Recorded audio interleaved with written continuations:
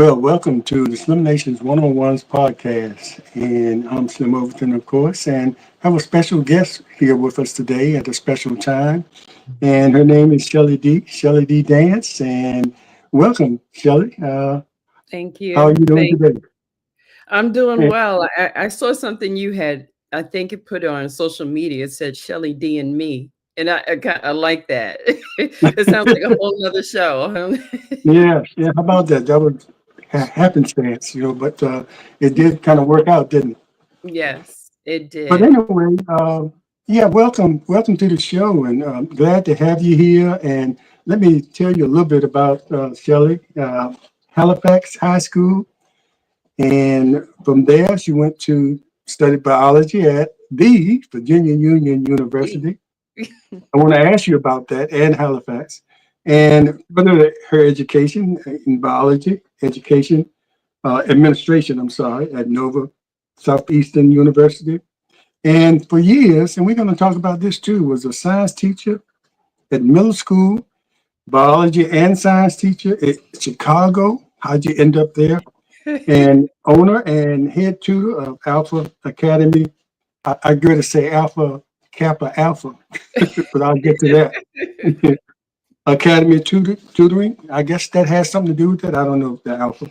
It did. Adjunct Professor at Strayer University and Delaney Real Estate LLC. Now, is that associated with Caldwell Bankers It is. or you? Okay, because Yes, I it is. think when we talked, go ahead, we talked before, I noticed, I told you I used to be in real estate and Right. now people are under a larger umbrella, but they break off into their um, own little section within under the umbrella. So that's the way this is with you now, under Exactly. guardrails, but have to have somewhere to hang your license, right? You do. Not unless you're a broker yourself. Right. Yeah. Exactly. Okay, I want to go back to Halifax County. All right, Uh, let's go. I want is the county Halifax County It's up in Northern Halifax Virginia? County, Virginia. Also the city of it is called South Boston, Virginia. It's on the borderline of Roxborough, North Carolina, not too far from Raleigh, Durham, Yeah, North Carolina. Yeah, people yeah, know it. Surrounded by Lynchburg, Danville, etc. it was a few people at Union with me from South Boston, and that was the first time I heard about Really, South Boston and all those other cities, Danville, of course, in-state college. But how was Shelley in Halifax growing up? What was Shelley that's a like? good question. That's a good question. Um, I think it's only fair to mention that I did not spend all of my childhood in Halifax County, Virginia. Halifax County, Virginia is my departed mother's native home. mhm.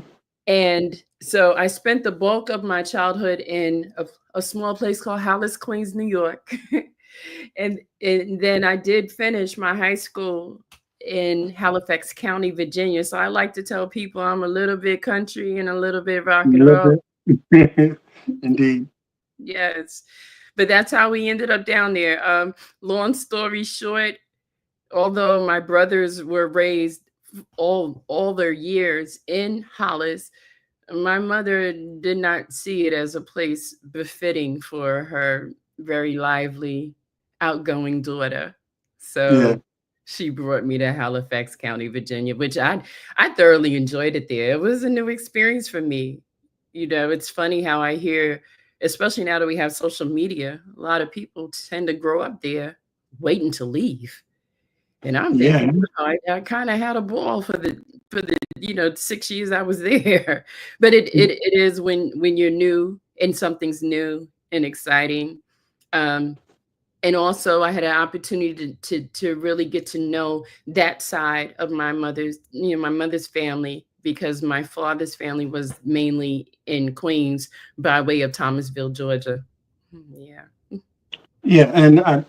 And let me say this first. We are live, and I want to welcome the people watching on Facebook, the people watching on our YouTube channel, and especially the people watching on the Mary Red Nelson Panther Nation alumni channel on YouTube. So go Panthers if you're Go watching out there. Panthers. Yes. Anyway, so you know, not a lot of students growing up, their niche is science and biology. They usually try to run away from that. Now, I'm assuming if you taught that once you got, and that was your major at Union, you must have been a pretty good student in those areas coming up in high school and even before that. Am I correct? You're correct. I really think what led me to that is my mother. She worked in, back then it was called Queens General Hospital. So ever since I was a little child, I spent every single day of my life in a hospital after I left. I went to St. Nicholas to Talentine. That was my school. And then I would spend time there surrounded by science until my mother, got off of work. So after that transition, moving to Halifax, I had a biology teacher named Mrs. Overstreet.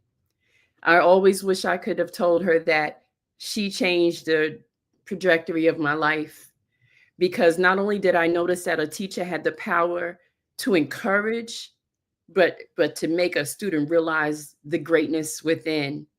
And she did it with a subject that most people hate. She did it with biology. And I Yes. wanted to be like Miss Overstreet. So I went to Virginia Union right after high school and majored in biology education. Yeah, well, Miss Overstreet knows because she probably recognized that talent early on. So going forward, she She was knows that amazing. you, She used to like jump on my back, like her hands on my back like that when I was about to cheerlead. She's like, "You got this, and you're gonna yeah, pass biology with them flying colors." And she really encouraged me. So hopefully, I know her daughter's on Facebook. Maybe her daughter will show this to her. yes. So how was your experience at Virginia Union? I know it's a historic Ah, HBCU and well, you know, a lot of people. I've had an interview with some alums from there, and this probably wasn't your case, but someone was from Pennsylvania and they had never heard of Union before they got there.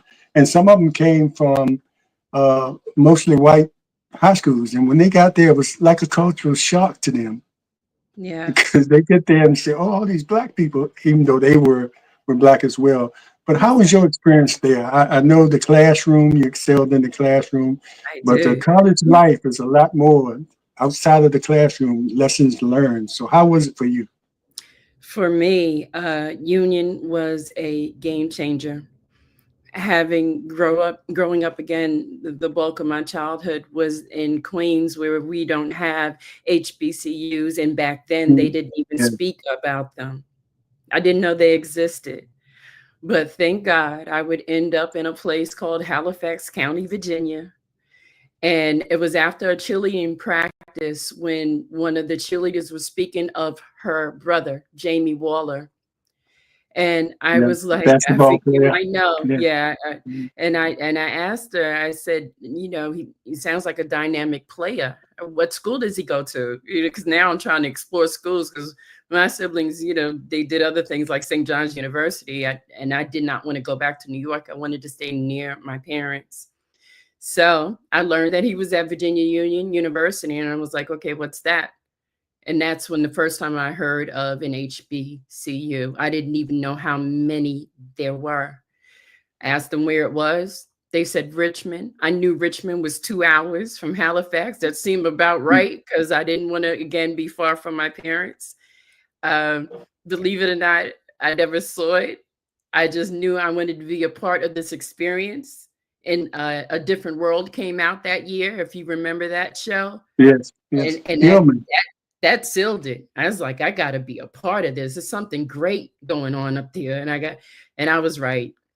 I was right. Our dear old small school that Small people like, campus. right? They like to joke about that. But I think it's funny because we are so big. The relationship that we have with one another. Even I feel honored to be in your presence, because I know you are my big brother from Union. And everybody knows us as that school. We are family. You Yes, can't mess with us. yes, indeed. It was kind of funny when I first took my wife back to homecoming, and we were at the football game. She said, my high school stadium is bigger than this. But Yeah, that was that was a joke. But we were used to that. But it was something about that very. that small campus atmosphere where all the professors knew you, and Yes. sometimes if you had a problem outside of the classroom, you felt comfortable about going to that. Say, hey, look, I'm having trouble, Absolutely. even if it's Absolutely. with this guy. I mean, whatever it was, it was something you couldn't do on a larger campus I remember because so there's just well. too many people, right? Yeah. So that I was would have drowned at a bigger school, I mean. Um, when I got to Union, I personally did not have the self-esteem that most people would have if they're going to come there and do what I did, meaning I majored in a very difficult subject. It was no joke. You're taking physics and chemistry and anatomy and genetics, and you have to pass. And I made sure that not only was I going to pass, but I wanted to graduate with honors. Being that this was a really big deal to my family, a lot of us were first time college grads. But as I explained to you before, my father was born in 1918. My mother was born in 1923. The mhm. idea of their youngest going to a university, no matter what the size, and excelling at that school, because I did graduate with honors, and I did master this thing that was supposed to be taboo, biology. I actually could Yeah, have been a doctor, but no, my mindset, and still is in the art of teaching, and I do that with my real estate. I'm always educating. yeah. The real estate is educated as Yeah. well. And Union was was Union was changed my Dr. life. Harry Bass there when you were there? Course. Shout out to Dr. Harry Bass. I believe he lives in Elizabeth City, which isn't too far. I, Yeah, I he now came. live. He came from a small town in Virginia called Crewe, Virginia. He was Yeah. my roommate. He was one of my roommates when I was there. Harry Wow. Bass. I Well, I I blossomed under Miss Dr. Bass. I really yeah, did. They made me realize my potential. You got to yeah, realize when I was coming up in the school systems, I always was in class with people from other countries. hmm, Catholic schools were kind of like that. So I always I felt inferior academically. And to be honest, that's because a lot of we used to call them foreigners back then, because most of them were from a foreign country. But yeah, their idea of education was superior to our idea of what education should be in America. But then I would get to Union and see all of these other faces that looked like me doing such great things. I ended up tutoring mathematics, and I did not know I was that smart. But it was because of people like Dr. Bass and others who, like you said, they cultivate you. yeah, They fed me. Sometimes I was dissecting and I missed dinner, and they yeah. would buy me dinner. And I don't know if I would have gotten that at even Norfolk State when I'm thinking of a larger HBCU, and definitely not at a larger PWI. Right. But You it's just just would a have had to number. go to sleep hungry. Yeah, But that's absolutely. amazing. Small world. And Dr. Bass, he wasn't Yeah. my roommate the whole time, but we knew each other the whole time. He was actually in my wedding. Uh, Wow. and but we came there as freshmen in Kingsley Hall, and when we got to Store Hall, we were roommates for a year. But and then he roomed with another person that was majoring in biology, who eventually became a doctor, I believe. But Mhm. anyway, Harry was a good guy. I went home with him Yes. one weekend. We used to go home. He came here to Portsmouth, but I went home to Crewe, and we we got off the bus at a service station. It was a Wow. real small Oh, town. I yeah, think. Halifax had something like that. A Yeah, yeah, little something. yeah. When you get a chance, look it up. Crewe, Virginia. I think it had about one street, one or two streets, but that was Didn't his Dr. home. Bass go to St. Emma, a military school? And sometimes I say it wrong, Powhatan or Powhatan, Yeah, Virginia. yeah. I can't remember. I remember when I was at his house seeing a picture of his graduating class, and it was about 10 of them. Yeah, right, right, because that was a So private military school yeah, for cultivating Black minds. One of my brothers went to that school. They tore down that history, but it was a yeah, game changer. It created a lot of greats. yeah. It was funny to me because at Norcom we came out of a class of 400 people. So Oh boy, that so Norcom. I to have to see get a used to class. hearing about that Norcom. Oh yeah, you don't want to get me started on that. And No, one I thing we had tell the same people all the time, it's like colors. a little HBCU to them. Yeah, and that's what we call ourselves anyway. Okay, Yeah. well, I just want to get that education part. Of course, you went on and furthered your education with a, I guess, master's in education at Nova Southeastern University. Sure did, yes. At that time, I was living in Halifax County, Virginia, and teaching there, and I was actually being groomed to take over the principal's job. She was leaving, so Hmm. I began to train and so that I could do that, but at that time, I was married, and he approached me about going into the military. Mm, And again, I'm from an old culture. My parents were older people. yeah, And you kinda followed their path and you helped them get to where they wanted to be, and so I thought that's, what I was supposed to do, and so we left and we traveled and, I taught here and there. It kinda became spotty, but, yeah. So I saw Chicago. That must have been an interesting that was one of the areas, yeah. experience. Yeah. It was, outside of New York, as far as urban living, Chicago appealed to me the most. It's just a beautiful city, very diverse, very cultural. I'm trying to stop my dog. He's sleeping, and you hear him chasing another dog in his sleep. So excuse the Yeah, noise in the background. we've had dogs, and I've seen that happen too. Oh, But the experience you had with traveling around like that and teaching different places, probably, if you think about it, coming full circle with your profession you're in now, that probably helped you. All that experience probably helped you as far as a real estate agent and or a realtor. And let me give you the professional designation, a realtor. look, I pay And good money to hold that rank. yes, yes, I mean, like I said, we kind of wear that proudly, being a realtor. Yes, And sometimes we have to direct people. I'm not just an agent, I'm a realtor. I'm a yes, professional it's a at what difference. I do. So excuse me for not saying that in the beginning. But anyway, it probably made you, because I see you talk about how often you're more than just a realtor to your clients or customers. And you teach, you nurture, and I think most good real estate realtors do that.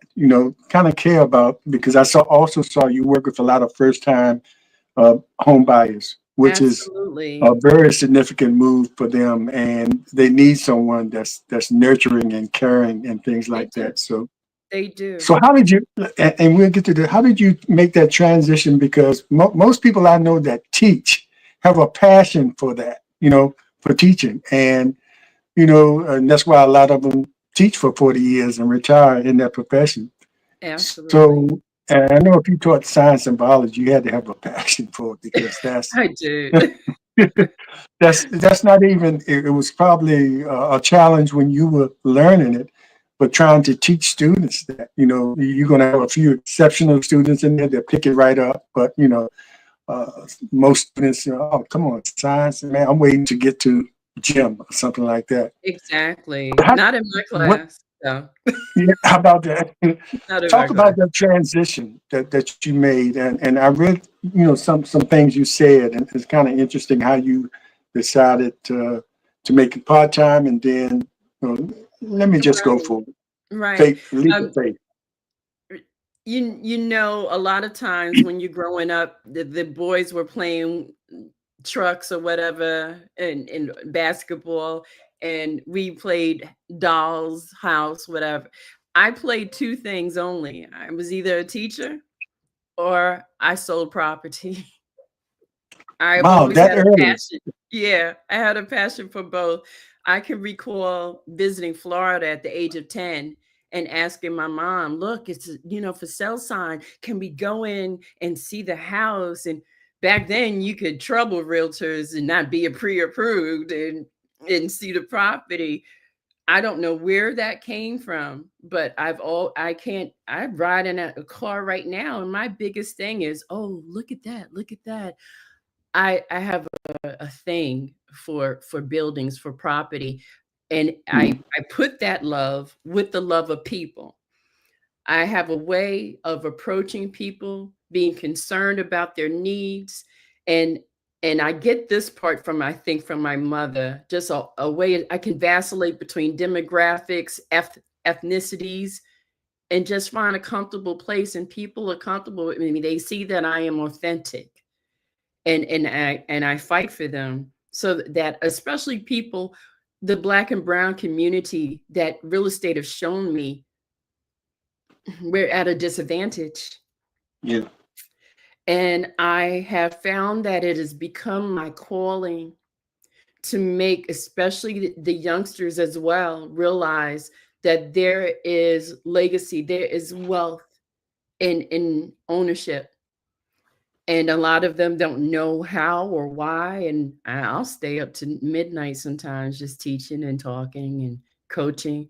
And it's nothing Yeah. like giving them the keys that day when that day comes. Yeah. We talked about that and how there's no timetable on Oh, when you no. might have Oh, to this is not for sign the a weak. contract or This is not for the or do weak. something. It's funny to me. A And lot of people think, "Oh, I'll do real estate and I'll make a lot of money and I'll be okay." No, it's not that easy. It took me 3 years, for one, to build it to the level that it is right now. And I was so naive. I didn't know that becoming at that time top 4% in 3 years was not a big deal. I'm humble. I figured if I did it, surely this is what everybody can do, right? But mhm. there was an old rap song used to be out called "I'm a hustler, baby." Yeah. I'm a And, natural and hustler. I love to grind. People get on me about it. I love to do it. So if you're watching, please stop talking about how much I work. This is my yeah. passion. Let me Well, be you have to happy. be in that business. You have to be in that business, and and I heard you talking about your compassion for the customers, and you're open to everybody that needs your services. But it's important to some people to work with someone that looks like them. And a lot of times, when you're working with people that look like you, some people they don't give you a one chance. One I chance ran and into one that when shot yeah, only. they might give somebody else another chance, but they give you one chance, and then they say, "I'm not working with them anymore." But in most cases, that's not everybody, but some people are just like that. But I've some noticed. people, yeah, that I know you've seen that, and all professions, doctors, psychologists, and things like that. Sometimes people feel comfortable with somebody that looks like them, so you really have to go that extra mile for them to make them feel comfortable in that Mhm. huge purchase and that huge, sometimes A 30-year huge investment. commitment that they're making. So Absolutely.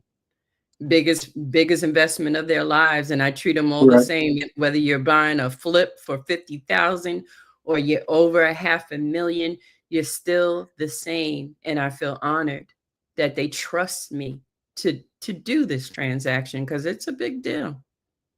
Yeah, and sometimes you have to be a counselor as well. They might qualify for a certain amount, but that doesn't mean you need to go buy that certain amount house. Yeah. Oh, well, Because counsel on you many know, many levels. I've cried. I've fought. I've hugged. My client and I were just apologizing and hugging 2 days ago because we mm, came. We were butting some heads. sometimes you have to be that person that really speaks up for them, advocates for them if they don't see it themselves. So I qualify for 300, 400,000.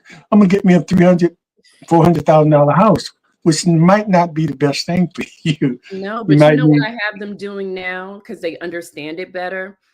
I tell them to shop the mortgage. I said, okay, great, especially if they're young and don't really know. They say, "Oh, I got approved for 350." I said, "Great." I said, "Why don't you call the lender and ask him what the mortgage is on these three properties we're going to go see?" Because I have learned they'll go out and they'll love this 300,000 when they realize they're going to be paying $2,600 a month. I've wasted time showing the house, doing Yeah, the work. yeah, Yeah. So I tell them, shop the mortgage, see if you're comfortable with that. Yeah. yeah. You really have to be careful with that.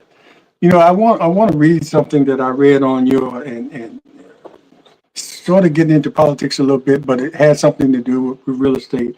Something I Okay. saw. I know what's going on in politics, the economy, the markets. However, I don't spend time arguing about it. I collect my data and focus on the mission. You want to reach personal goals while not being distracted. I think I left a few words out there, but I thought that was kind of compelling. A statement that really describes the ultimate realtor. You know what's going on in the political world and everything like that, and you are aware, and sometimes that Yes, affects what you're doing.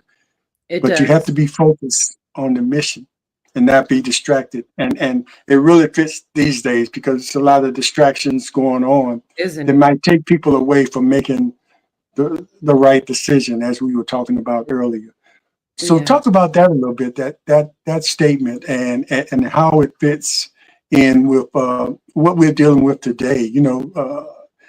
With the market and everything. Do you see it affecting the real estate markets? With everything that's going on, the uncertainty of the right. markets, and being distracted by what the administration might be doing, regardless of how you feel, if you are on Absolutely, their side or against them. absolutely.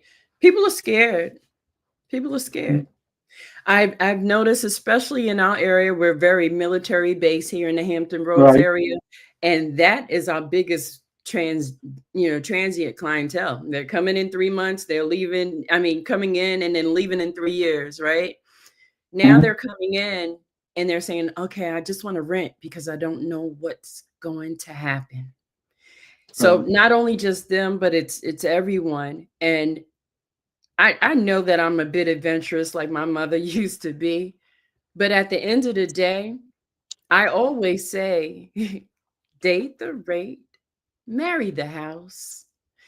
I don't I personally, and that's my own personal experience. If I love the property, I get it for me. I don't even Mhm. care what the interest rate is because I can always change it. When it goes down, Right. I'll redo it. So I still stand by that because no matter what happens, one thing is for sure: buy some property and wait. Buy some land and wait, because that has a proven track record over centuries. Again, being from sometimes a disenfranchised culture, we don't have the luxury of knowing what 50 years or 100 years and plus of ownership can change the trajectory of an entire generation, but it can. And Indeed. so I say begin today. When is the best time to buy real estate? Today. Yeah, that's Even always though been the case. it's always When's been the the best case, no time? matter Right what's now. going on around you, it's always going to be the case. And the smart ones know that. And if they don't know it, I'm out here telling them, I'm teaching them. And you remember you said you had older parents, and back in the day, everybody from those eras said, if you get some land, hold on to it. You can pass it down because it never, it's going to always raise in price. It's going to Yeah, always be a value to you. So, and that exactly. still holds true now. Yeah. So you Yeah, can't let all the distractions that's going on now sort let of it do scare you it. away from, because you really can waste time if you're in a position to own. And even if you're in the military and you're traveling around, at least you own that, as opposed to Exactly. renting and paying into something every year and getting nothing in return. Right, So right. And I mean, you can wait if you want, but the same house is going to cost you more next year, 2 years from down the now. road, So you end up hurting yourself, actually. or that home would be somebody else's dream. Or it would be someone else's dream, and I don't believe in waiting on the dream, whatever that dream is. It's funny you brought up that quote from my Facebook page. Hmm. where I said, I see what's going on in the world, in the markets and everything. But, from a personal perspective, that's who I am.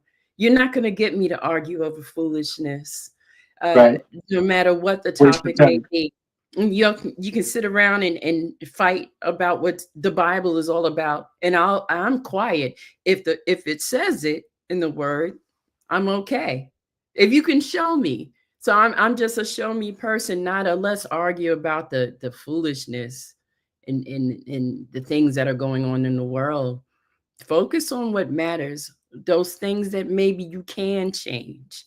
Yeah. Even in this What you season, have control over. oh, Yes. what you have can even in this season of the new administration, focus on what you can control in your world and stop worrying about those many things going on in the White House. I told you that's why I want you to have a podcast with my partner, because outside of law, his other passion is politics. So I'm not Oh, the one. okay. Yeah, yeah, yeah. We ready for that. I have him on the other podcast He's when we ready had a to. co-host that really like to dive into the politics. So we'll still Absolutely. make that connection. We'll still make that connection. I also see that a certain spirituality in you, You and, too. and most people in any kind of profession need that because, like I said to someone yesterday, life be lifing, I love that and saying. it doesn't pass over anybody. No, it doesn't. From the outside, we can look at you and say, "Oh man, looks like she's just enjoying life and having." But I know how to put it together. but everybody faces their own challenges. Yes. So that spiritual part comes into play, and it's usually very helpful. I want to go back to Union and maybe before that, because if you went to Union, you know about chapel credits. You know Don't about play. chapel every week. And a lot of people that come there find that spirituality once they're there. But some people come there with it. How was it for you? I came there with it. I grew up an old Come to home. Pentecostal girl, so I came with it hard. Okay, Mhm, to this very day, I think I'm very conservative because the older Pentecostal way was mhm, kind of to me dogmatic. I hope I'm not making any enemies, but it is what it is. I couldn't wear makeup. I couldn't cut my hair. Certain clothing had to be below my knees. I definitely couldn't wear pants and nail polish and I grew up that way. And Emmanuel, it was the name of the church in the Bronx, Sweet Emmanuel. I loved it, even though I was little. Give me my tambourine and a good song and good ministry, and I was fine. So I came to Union with that spirituality already in me. But the funny part mhm. about it, Mr. Slim, I didn't take advantage of the chapel as much as I could because by the time I got to Union, I had been to so much church for so many hours. I needed just a little break, You and need to Union let was your my hair down a break. little bit, so to speak. And Yes. and don't be surprised. Well, you probably know you were there and you had roommates and a lot of Yeah. your schoolmates there. A lot of people came there and had that same experience, and that was kind of good in a way for a lot of the people because in most cases that seed was already planted, so Mhm. it was going to continue to grow. But you just needed that period to sort of say, "I need a break." Here we used to call, you said Pentecostal, we used to call it the Holiness Church. The And Holy Rollers. I remember the first time I went into a holiness church, it was, because I came from one of those quiet Baptists, I where you don't shout. I heard of If them. anybody shouts, everybody turns around, looks at him, what's wrong with him? But Yes, he was just feeling it. He was feeling it. But went to a holiness church, they had guitars and tambourines and, and I drums. actually I don't want it any other way. Even I said, now, Showtime. yeah, Showtime, right? And now my church has all that. The Baptist church I grew up in, now we have Things have all of that. changed, Like most right? churches do now, but it Things was have different changed. then. So yeah, so that experience. So you had to go through that grow. You had to have those growing pains, and I used pains, but they weren't really pains. They were just you were just growing up and experiencing different things for the growing first up. time, and that was Union was the necessary. sweetest period of my life. I had a beautiful childhood. I had a phenomenal childhood. Hmm. But ever since Union, I can't think of anything that was as magical, if that's a good word to use. I can't associate, and I've had some brilliant travels, and I had wonderful children, but I cannot think, if I could do it all over again, take me right back to Union. Get me right back there and let me and not change a thing, because Nothing. all the ups and downs you went through were necessary as well. Imagine coming there and you spend most of your time in Queens, and you come in there and you meeting somebody from Georgia, or Atlanta. Seem like you spent some time in Atlanta too, I or do. Mhm. California, or Texas, and you used to the Queens, the way you talked up there, and the attitudes you had. And a lot of people, and you meet somebody from Georgia and say you think that they, because of the way they talk, they might be a little slow, but that wasn't the case. You might think that until you got to know that person and say, it's no different for me. It's just the dialect is just a little different, you No know. different either, but you know what was different about me? Because I had that time in Halifax County before coming to Virginia Union, I Mhm. already was very balinced.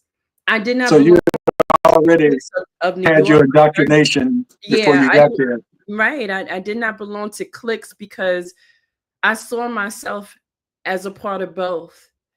I learned to love the ways and the things that I find so beautiful about Halifax County, Virginia. I have Mhm. relationships with the people I went to high school with. People I went to school with in New York, I don't even know where they are. Some of the people from Halifax have become my family, a part of my Mhm. fabric. But yet again, you will never ever take New York out of me either. That is my home.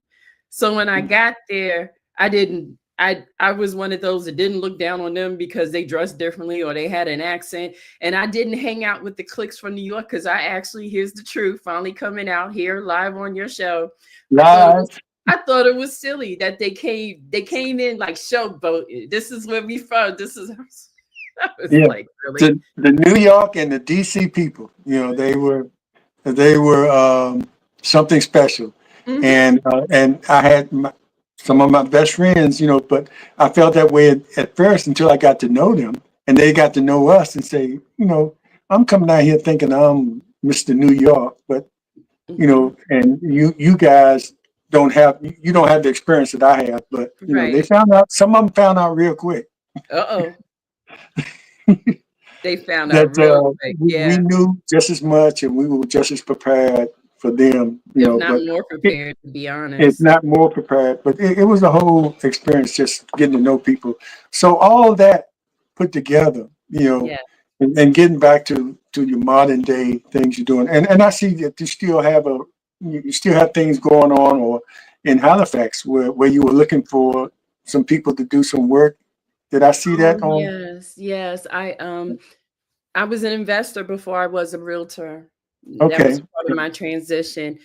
And because I've learned so much by being in real estate myself, shame on me if I don't take advantage of the opportunities that a lot of people are sleeping on.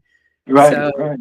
so yeah, there was actually a property that someone I went to high school with in Halifax. They shared it with me because it's a flip. So I was kind of seeing if I could find somebody so maybe I could get the flip, but that one didn't pan out. That's okay. There'll be others. Yeah, that'd be other. So, all of this part of the process, let's say. That's right.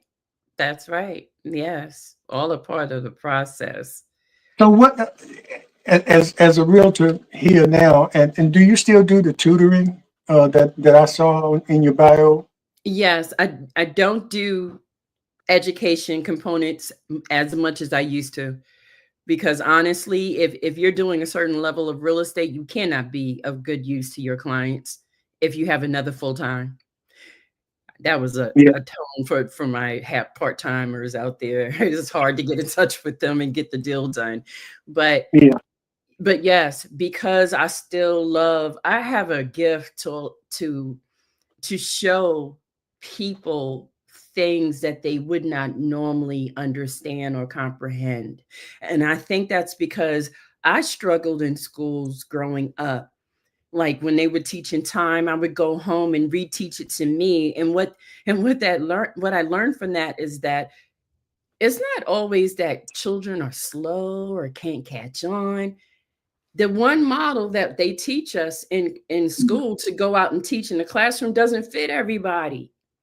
So I would reach students by meeting them where they were. I remember once when I was teaching in Halifax County, and one of the boys said to me, because we were doing algebra, and he said, I didn't know I was this smart. I used to think I was so stupid. I'm not stupid anymore. I was like, son, you never were. Never were, You never never were. were. You Just just couldn't have keep to up. We learn just how had to a, teach the children. They we had a used to different say way of that kid learning. was a problem. He wasn't a problem. He was funny. Other Yeah, teachers saw him as a problem. I thought he was a brilliant, comedian. yeah, But I and told him that's there's a place for that. and most comedians, as you know, are brilliant, brilliant people. They might not have been the best students, but to get up there and do what they do, Not and be easy. able to hold all those facts, and a lot of them come at you with real stuff and just makes it funny.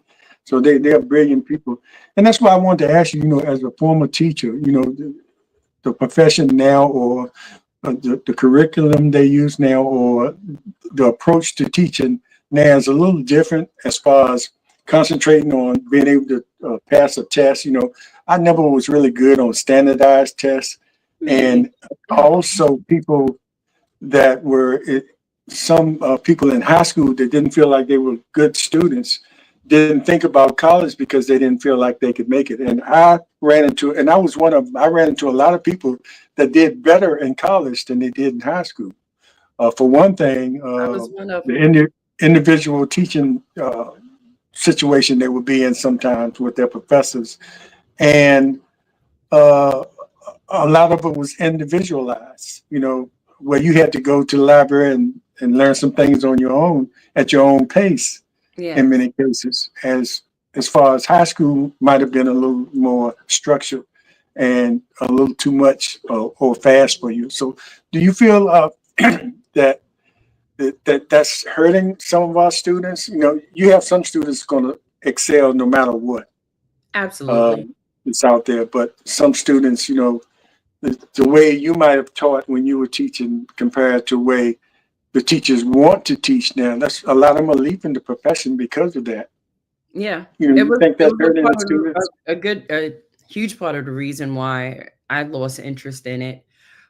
Because the reason I was successful in the classroom was because I had more. I don't want to say control, but they did give me more control on how I delivered the information. So I used games. I was playing Family Feud and making up rap songs, but they understood the biology. When it started to shift towards testing, that's when things changed. When they said, oh, you got to get these numbers from these kids. We don't care if they're not learning, just make sure they pass these Just make tests. sure. It took the joy out of teaching for me. It Yeah, really and did. especially in science and biology, where uh, critical thinking comes into play Uh, really strong there in all the subjects, but especially those two subjects. Some of the things that you in science and biology are exact, but a lot of things you just have to figure out on your own. So yes, through trial and error, that's what all the experiments come from. So. Once you absolutely. take that away, or the ability to teach that way, I think you're really putting students at a disadvantage. And Yeah. then you're putting people out there in the world that can't critically think, then they're going to be in trouble down the road, when Oh, they oh face the yes. situations where they have to figure it out. I see it in real estate. I'm not bragging, but the last three transactions I've been working on, I've sort of had to work the other side too, because it requires you have to be able to pivot and shift and it's Yeah, just a lot of yeah, changes, and they compromise and yeah, freeze because they can't think of, okay, what should I do now to yeah. I make. want you to pay points. I want you to, do this, and I'm Yeah, not paying points, and then you have to convince the buyer, look, if you want to sell this house, and I mean, not the buyer, if you have to tell the seller, if you want to sell this house, you have to give in to some of these things. And then on the other hand, if you're representing the buyer, you have to tell them, you know, it's counseling both sides. I guess you work with both buyers and sellers. Am I I correct? do. I do. It's I've been seen, mostly sellers, but yes, I do buyers yeah, also. I've seen some people that go exclusive and they're just buyers agents or sellers agents. Right. I I don't just know like if that's people. I don't care. I don't know if that's the best way to go, but if it works for that particular person, that's fine. But yeah, it's a whole lot of give and take there, and you got to be able to figure out what works and makes everybody happy. That part, If you and want to it's close that definitely been deal. my analytical skills. I really wholeheartedly believe that has made me the kind of professional, the entrepreneur that I am, because I can do 99 million things at one time perfectly, because I'm just Mhm. able to work my mind like that. So the science is still in effect, and complete with again my mother's personality, and the two merges together, and makes me perfect. Actually, it feels like a calling. Real estate does. Yeah, so I don't know if you do any speaking to young people or adults. What would you say, if you were talking to a group of people that are thinking about being entrepreneurs or haven't thought about it, to sort of influence them or convince them that, it's something that they should try, or they have it, they have it within themselves to be an entrepreneur and the advantages of being there, because not everybody wants to work for somebody. Some That's people are true. just That's not why I can never wired go that back. way. No going back. There's no going You see, back. see those people that have about 95 different jobs because I can't work with that person. That's the person that needs to be, maybe you need to look at a different way of living your life. But what would Exactly. your, what would your conversation be like with someone that that's came to you and, for advice in that area? Right. And I do have people come to me. The first thing I say, please don't be fooled by what you see on TV or even social media. I've kind of gotten away from it this year, but I used to constantly market my sales. Um, Hmm. and it made it look so easy.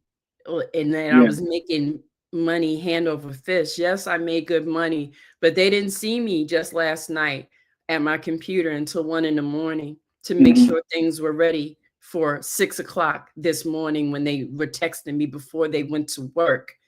This is not something you can do if you don't have it in you to keep working if there's nobody standing over you.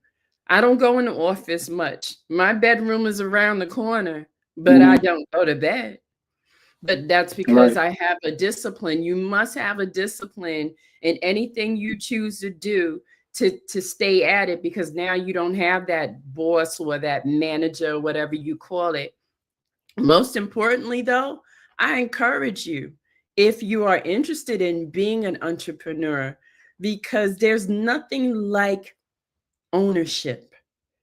Even though I work under the name of Coldwell Banker Premier and Delaney Real Estate LLC, that's my ownership. This how I cultivate my business and nurture my clients and do the things that I do day in day out is basically because of the ownership that I have in my own business. It makes me have a certain love. My name is on that. My face is on Right. that. So it's important that they get exceptional service every time they work with me.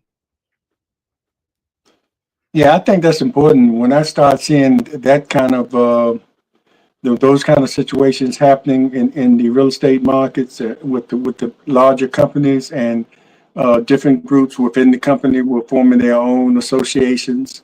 I thought that was really cool because everybody had a different way of working, It is. And to be under a umbrella or be under a company that was so structured that you had to follow every rule that they had, Mhm. it sort of held some people back sometimes. And that's why you saw agents sometimes switching different companies. So they were trying to find the right place for them.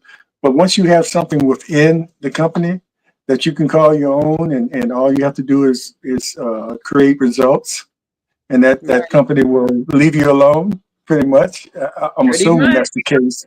I'm That assuming, is. pretty much, as long as you follow under certain guidelines, you have to follow under that company's rule. But pretty much, you pretty much have your own business within a business. You do. And You do. It is your own business. You're just actually attached to a name that you trust and that you like, but it is your own business. But I think it does make a difference who you're under.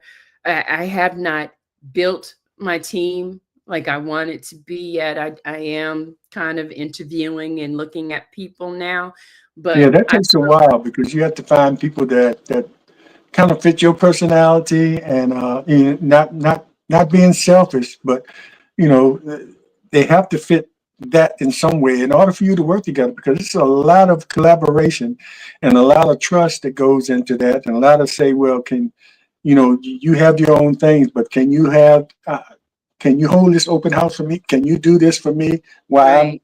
on vacation sometimes, or while I'm over here Yeah. doing something else? And you have to trust that that person is going to do for you like you would do for that person, for That's those why I'm kind of slow for with those people. doing it. It's not easy to Yes, find yes. Take your time. people like, yeah, I will. It's not easy. You can only imagine what kind of work ethic I have. Again, what? Daddy was born in 1918 and mommy was born in Yeah, 1923. They used to be sharecroppers before they you're right. moved to New York. And I say that because anybody knows that's some hard labor. But they Hard took that labor. labor mindset to New York and did other things, telephone company, worked at the hospital, and created a life, an extraordinary life for me and my siblings. But under Hmm. them, I also learned a work ethic that I unfortunately don't see other people having that are in my age group, and definitely not younger. But see, because of them, thank you, mom and dad. I'm not afraid to do it right the first time, and keep doing it until it's done. Uh, and and I didn't even know that about me. I had a friend go out with me once, and her name is Keita. And Keita said, "Shelly, I realize why you're so successful at this." And I said, "Why? What do you see?" She said, "Here, meaning Hampton Roads, I haven't seen people work, push as hard as you do and go as hard as you go." And maybe she said that's a little bit of your New York culture, because I'm from North Carolina, she said, and you move a little different. But Hmm. to tell the truth, I moved like my mother, and she was not New York. She was Halifax County, Virginia. So, Yeah, just like I said earlier, those seeds are planted real early, and yeah. sometimes it takes a little while for them to grow, but they eventually grow, and whatever they put into that seed grows within you, and you become a lot like them, and Yeah. usually I in a didn't like it positive at way. first.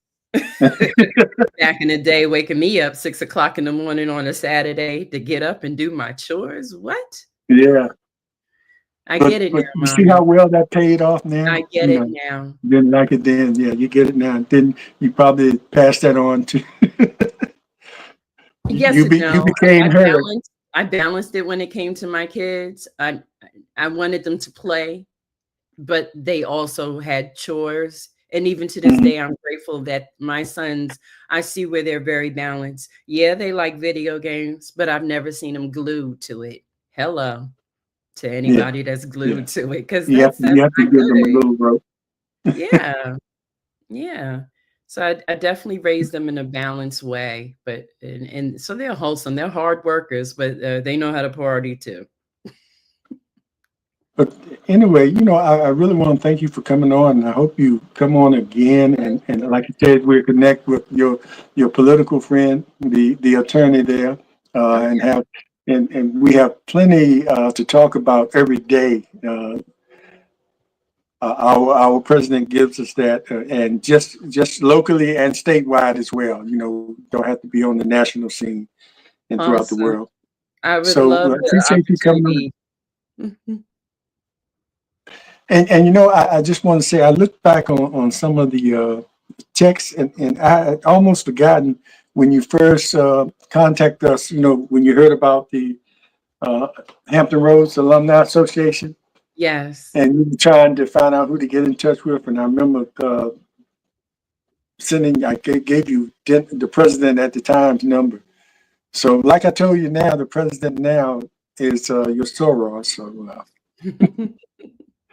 you might want to reconnect. So I'll make sure I make that happen. Absolutely. We're family. I need my family.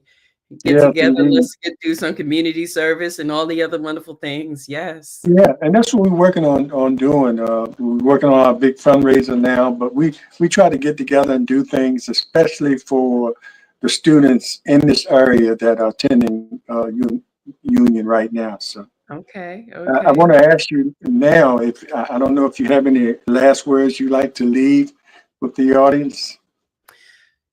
Well, I more so want to leave something with you. Okay. The next time we talk, I want us to address the people out there that are discouraged, that are hurting, that are going through some things that they think they cannot get through. Because I've noticed that there's a certain thing in me that people see and they're drawn to me, sir. And they're drawn to me, thank God for my spirit and my ability to make them realize that tomorrow is a better day. As a cancer survivor, as a multiple sclerosis thriver, as someone who's been through some physical, emotional, mental abuse in my past. And that's why earlier when you said, I was looking kind of good, I take Mhm. pride in not looking like anything of what I have been through.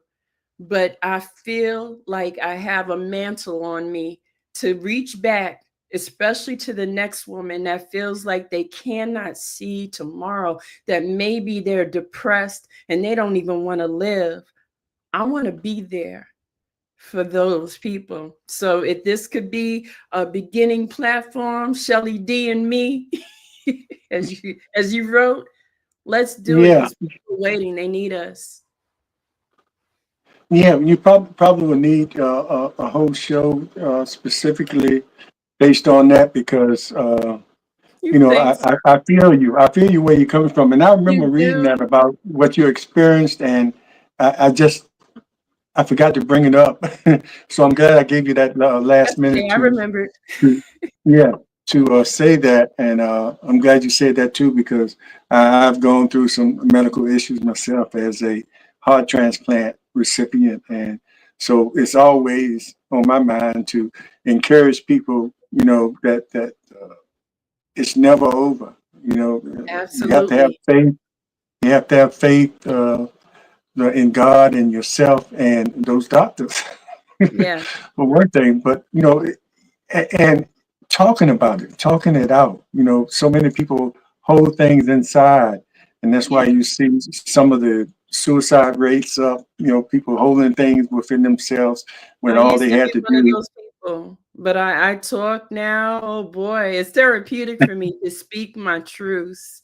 And Yes. uh, and I think that's a lot of reason why I was sick a lot. I used to keep everything inside. Hmm. And my body just kind of manifested it in sickness and disease. Yeah, and that's true because I remember one of the doctors telling me that because the whole time I was waiting, you know, to be on the list and being on the list and waiting for something to be available. And you know, you have those thoughts that say, you know, for me to live, someone has to die. You know, those kind of things go through your head, and Yes. you say, "Is it worth it?" You know, but but then I always tried to keep a positive attitude, and the whole time I was in and out of the hospital, every day I had a positive. My daughter turned me on to Facebook. I had a positive, something positive to say every day, and the doctor said that my positive attitude was half my battle. You know, because if I had a been woe is me or why me. No, It no, would have been no. a lot more difficult for my body to handle all the things that it was going through physically at that time. Your But the doctor. mind is a powerful thing, you It know, is. mind over matter, you know. And this So too. That yeah, that mouth, that yeah, tongue. yeah. And you mentioned therapeutic. That kept me, just talking about it and sometime occasionally making jokes about it just kept me. Yes. You should have seen some of the jokes I made about it, but just You should it, see it some of just kept mine. I me. can't do them on here because I It had kept a me alive. bilateral mastectomy. So amongst my family and friends, I have some jokes, and they're like, "How can you joke about it? Because I'm here, and I'm Yeah. happy to be here." Some people didn't understand it, because and some people didn't laugh, but some people were nervous about laughing. I said, "Well, I told it for to be funny, and I'm offended if you don't laugh." But anyway, it was an experience, but it was something that I had accepted. If it was my time to go, I was ready. Yes. If God still had something for me to do on this earth, I was ready for that too. So, and that kept me pretty balanced as far as what I was going through, and it worked out. It worked out. I'm still here. Amen. There's always going to be challenges, but This is like true. like like you say, you don't look like what you've been through, No, and you can't. And once you start looking like what you've been through, you better you better do something else. that's right. That's right, Mr. Slim. Yeah. Yeah, we'll do that. We'll talk more about that. And because I'm sure you have a lot more. You probably have a whole program of things that, I have that a you can lot to tell say. I people. haven't said much in 10 years. It's been 10 years. Yeah. This is my anniversary of being in remission. And Oh, okay. Yeah, and because it congratulations. also came with some other dark places in my life, I kept quiet, but I'm ready to speak. Okay, we'll do that because I've been thinking of just like you under the umbrella of Caldwell Bankers. I was thinking about having different programs under the Slim Nation YouTube thing. I already Okay. have one in the making right now. And I said, if I could have different programs to deal with certain issues, not everybody wants to talk Use me. for an Use hour me. or so about politics, but some people need that encouragement. Some people need to be inspired, you know. So you never know who you're helping. And this platform gives us an opportunity for people to make comments, and some people can, you know, comment in. You don't even have to see them or know who it is, and Right. talk about what They'll reach. they're They'll going reach through. who it's supposed to reach. Yeah, and plus I can bring them on if they want to come on. I can bring them Exactly. on live. Yes. So there we go. There Everything we happens for a go. You reason. unite. Everything happens for a reason. But I want to say to those Spartans out there that say, "Behold, the green and gold." I want to say to you, for real, the maroon is still. Amen to that. And you can give a shout out to your sorors. A shout out to my sorors of Alpha Kappa Alpha Sorority Incorporated. Have a blessed day, ladies. Yeah, and the last thing, did you give you give how people can get? I believe you have a website page and or how people can get in touch with you if they need your services. If not, I I'll make do sure have I'll a put it. website page. I wasn't prepared to do that, but I have a number. If it's okay to give it, you let me know. Yeah, yeah, and give it to me, and I'll put it up on the feed afterwards. Okay, I think I have it. that number is 910-467-6009. And I answer up to 8 o'clock at night. After that, you can keep calling and I'll get Keep right back with you in the morning. If you keep calling, she might say, "Hey, this might be important. Let me answer this phone." Hello. That part too. Okay, thank you, and thank everybody for watching, and especially those people on the Mary Red Nelson Panther Nation Alumni Show. Glad you all were able to join us here on the Slim Nation One-on-Ones podcast today. And make sure if you're watching on Facebook or on the YouTube channels, make sure you like, subscribe, make sure you make your comments, even if you watch it later. And also share this information. I think you enjoyed. And stay tuned for more from Shelly Dee Dance. Take care, everybody, and we'll see you next time. Bye. Let me see. Now you have to just put on that smile while we're waiting to go off. See you, everybody. It's time for us to sit down at the table and turn this chaos into something stable. For love, one-on-one. We will not accept defeat, not on our land, not in our streets. Getting it done, reaching out to save the youth, letting them know the truth. Slim Nation is where good conversations dwell.